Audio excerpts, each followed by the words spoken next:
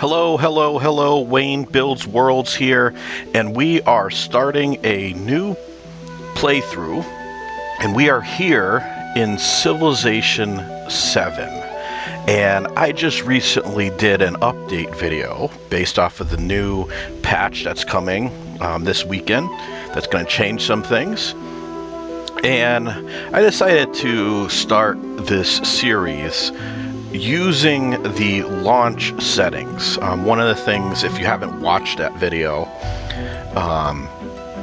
Civ 7 is very different than a lot of the previous games. They changed a lot of things, and obviously each game changes a little bit, but this one changed a lot, and they changed some of the things that were consistent between every single Civ game previously.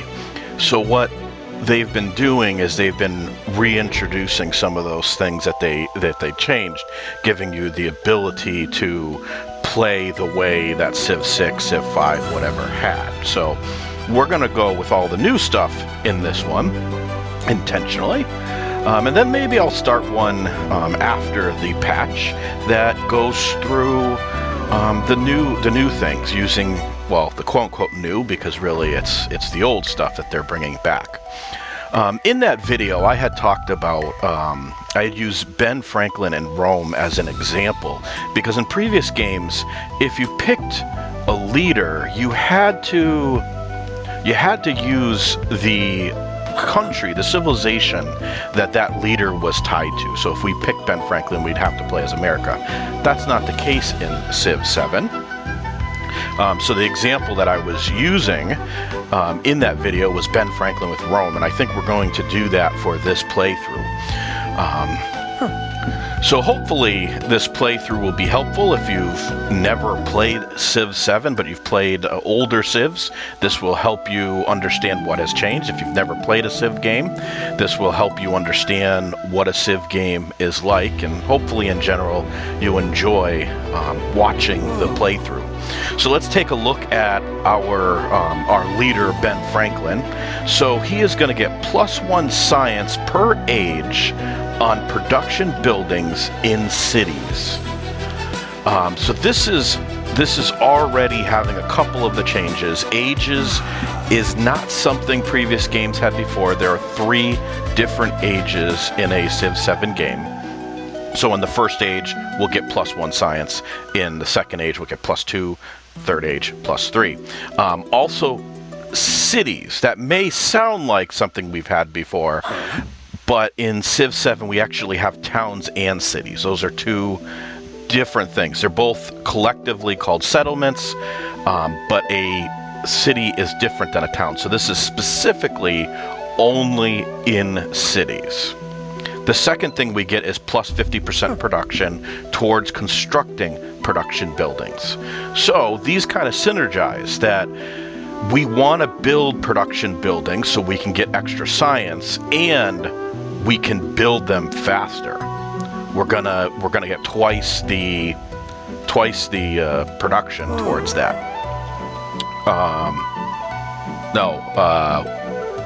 50% more. So. But we'll be getting more production towards building those. The third thing is we get +1 science per age from active endeavors you start or supported. Now, endeavors is also something new.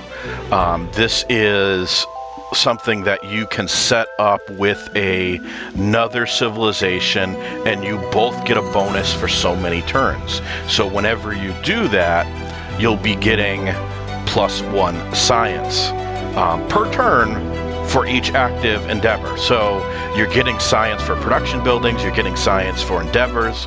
So he's definitely a scientific leader, so we're probably going to want to lean into science a lot. And the last thing, which synergizes with this third one, the fourth one, says you can have 2 endeavors of the same type active at a time. So there's a handful of endeavors in this game, and you can typically only have 1 of each type active, and he has 2 of them. So we can have more endeavors than anybody else, and those endeavors are going to allow us to have additional science. Right below it, we have mementos. Mementos are these little things here that you slowly unlock as you play the game, and they give you different bonuses. So we can have 2 of them. So I'm going to pick this one here, which gives me an additional scientific attribute point. I'll explain what an attribute point is once we're in the game, but that's going to give us more science, which will synergize with the other things, and we're going to be able to pick another one here. And I'm going to pick this one here, which gives +2 sight instead of +1 for a scout's search and lookout abilities. This will allow the scout to explore quicker, and that will be important at the beginning of the game. Scouts are very important at the beginning, so we'll equip both of those. Below this, I did mention that there are 3 ages. You start in Antiquity, you go to Exploration, you go to Modern. One of the things that's different about 7, I've already listed off a number of them, there are many more, is that at the end of an age, you actually switch your civilization. So we're only going to play Rome in Antiquity. And then when we go to Exploration, we have to pick a new civilization to play as. So if we start as Ben Franklin in Exploration, we have Norman, Spain, though we could pick either one of those. Our starting civilization will also unlock some, and we can also unlock some by doing certain things in the game. Now when we hit Modern, because we're Ben Franklin, we have the choice of America, France, or Great Britain. Down here at the bottom, you may have noticed these numbers, and that's the level that the leader is. This is also something that's new. But the level doesn't make them better as they level up. What it does is it unlocks options. So as you level up your leader, you have different attribute notes that unlock, or mementos that unlock, or some cosmetic stuff to your little profile here thing that unlocks. So that's, it gives you more options. It's not gonna make you do a better job. So as playing as a level 4 one, you're not gonna have more, strength and quicker production and stuff like that. It's just going to give you these more options. So we've got our leader. Let's go on to the next options. A game of strategy is not idle amusement. Instead, we cultivate foresight, circumspection, and learn caution. Let us build a nation together so that we may know how nations are built. Okay, so thanks, Ben. So we have 3 options here to pick our starting age. We're going to start in Antiquity, but you could start later, and it gives you just a little bit of hint of what the ages are. That you start at the dawn of history, or Exploration. This is all about crossing the ocean and exploring the world more. And then Modern, it's more about Industrial Revolution. We're going to start in Antiquity. And then here we have our starting civilizations. So again, you notice that there's Persia, Greece. We have Rome down here, which of course we want. You don't see America. You don't see Great Britain. You don't see the Exploration and Modern ones here, because you have to pick a civilization that matches your age. So let's take a look at Rome. They are they get +1 culture on districts in the capital and city centers in towns. So what a district is a square that has 2 buildings on it. We'll get into this more as we play, but Rome is going to give us additional culture in these districts and in the city centers of town. So that will be something that's helpful. Each civ also gives a production bonus towards a particular wonder. So Rome's wonder is, of course, the Colosseum. We also get some unique units and buildings. So our infantry unit is going to be the Legion. We're going to get +1 strength for every tradition in the government. This is policies from Civ 6, but policies that are specific to Rome. So there are general policies, and then there are policies that are tied to your civilization. So for every Roman civilization we pick, our strength of our legions are going to be going up. We also have a army commander, a special army commander for Rome, and we're going to have 1 charge to create a new town for every 3 levels this commander has. What the commander is kind of like the Great General. They redid how Great General, Great Admirals work in this, and it's so much better in Civ 7. We'll get into that more, of course, when we actually get one. So I'll explain that better.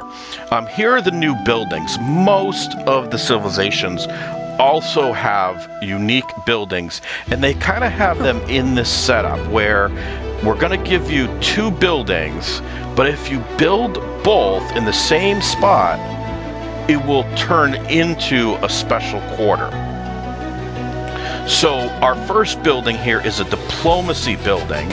It's going to give +3 influence, +1 gold adjacency for culture buildings and wonders. Right, so we'll get additional influence from this, and then we'll get gold depending on what's around it. This second one is a happiness building. It gives +3 happiness and +1 culture for happiness and wonders that are around it. But if we construct them both in the same spot, we get the forum, which is a unique quarter. Again, if you remember up here, we're talking about districts, where if you put 2 things in the same spot, it creates a district. So you have to put these 2 in the same spot to create this district. You have these 2 do that, but you get +1 culture for every tradition you have in the government.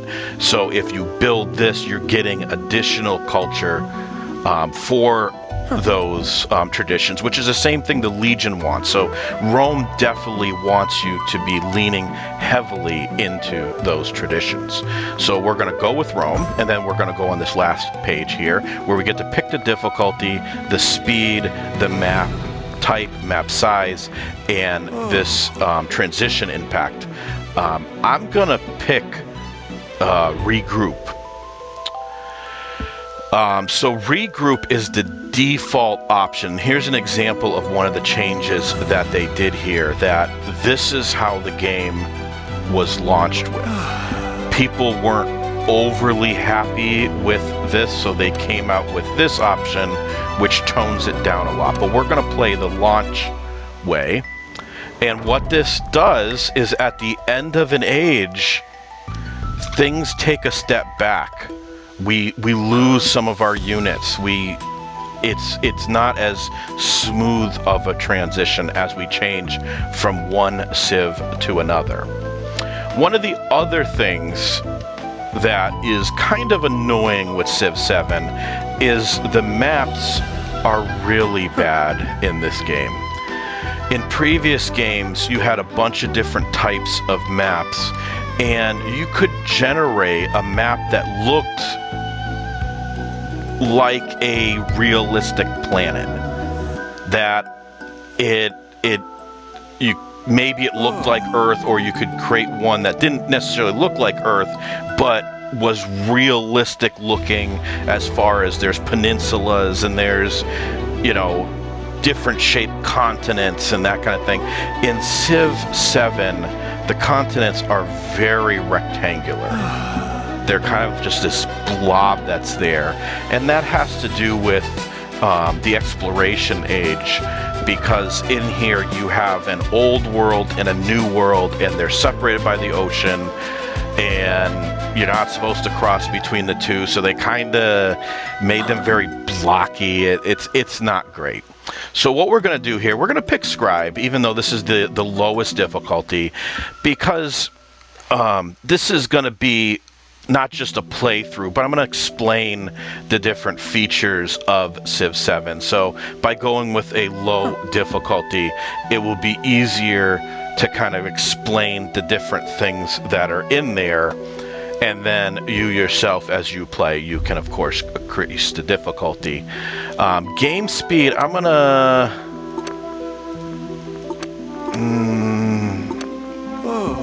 I'll keep it on standard. I typically enjoy playing on marathon. I really love having a lot of turns to really go through it.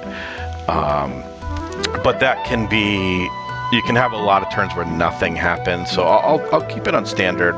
We're going to keep it on continents and islands. We'll keep it on small, and then we'll keep it on regroup. We won't touch the advanced option. So we're ready to start the game as Ben Franklin of Rome in Antiquity.